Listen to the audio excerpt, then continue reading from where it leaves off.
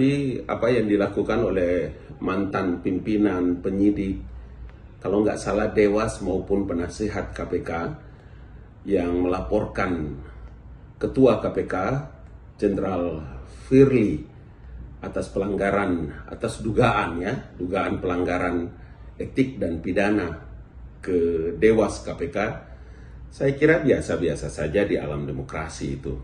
Yang jadi persoalan juga kalau orang-orang ini ikut demonstrasi, menggelar pamflet, spanduk, dan yang lebih gila lagi itu adalah mendesak mundurnya Ketua KPK. Saya kira ini jangan Anda salah juga kalau ada yang menilai bahwa semacam terjadi post power syndrome dalam diri mantan-mantan pimpinan, penyidik, Dewas, bahkan penasehat ini.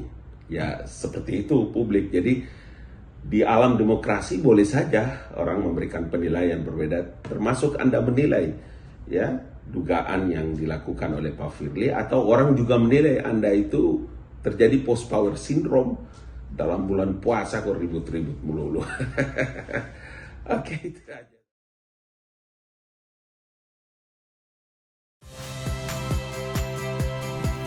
Saya Yasir Neneama. Saksikan program-program Kompas TV melalui siaran digital, pay TV, dan media streaming lainnya.